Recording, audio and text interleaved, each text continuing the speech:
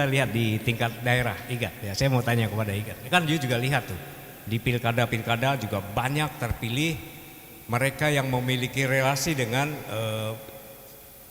bukan kekuasaannya, tetapi dengan kekuasaan di tingkat lokal.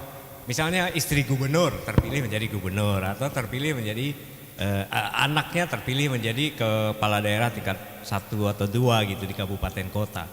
Nah ini kan juga dari proses demokrasi yang sesungguhnya di tingkat negara. Tadi kita bicara soal Jerman, ya kan? Hitler dulu terpilih secara demokratis. Di tingkat daerah pun kita ngalamin hal yang sama. Begitu banyaknya raja-raja kecil muncul diangkat secara proses demokratis. Yang dulunya misalnya Banten, dulunya juga Ibu Atut terpilih secara demokratis. Gitu. Tapi kemudian anak-anaknya, keponakannya juga memimpin wali kota, memimpin semua daerah di wilayah Banten itu. Nah ini kan proses yang demokratis.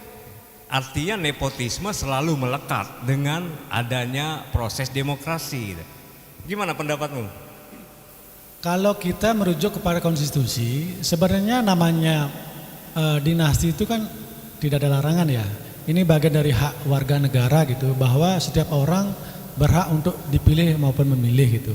Nah dalam konteks itu ketika tidak dibarengi di sebuah sistem yang mengedepankan etika, moralitas dan kepatuhan terhadap aturan, itulah kecenderungannya terjadi penyimpangan.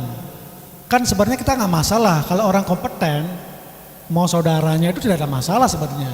Yang menjadi masalah adalah ketika nepotisme itu melahirkan seseorang tidak kompeten, dan itu yang memiliki daya rusak gitu loh. Tapi kompetensi kan bisa dilihat ketika dia sudah menjabat gitu kan. Nah ini repot gitu, udah terlanjur menjabat ternyata nggak kompeten ya, gitu. Sebenarnya Mas, dulu DPR ini sudah mencoba mengusulkan dalam aturan di KPU itu bahwa undang-undang KKN itu ada. Ya.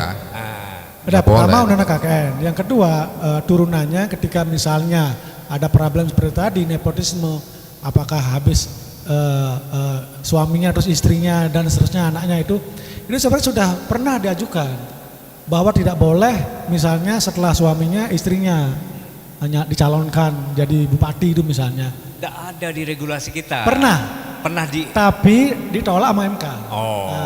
Gitu. Digugurkan oleh MK. Ya, pertimbangan MK itu tadi konstitusi. Jadi selama seumur hidup Indonesia akan menghadapi situasi di mana nepotisme selalu melekat dengan proses demokrasi. Saya pikir di negara manapun Mas ya, jangankan sekelas kita gitu ya, negara berkembang. Amerika saja kan ada gitu, misalnya terahnya Kennedy, terahnya Bush gitu loh. Cuman kuncinya orang baik. Ya, cuman sistemnya harus diperkuat. Nah, sistem demokrasi kita nih Mas, one man one vote ini kan sebenarnya berbahaya sekali dengan tingkat pendidikan yang gapnya sangat tinggi gitu.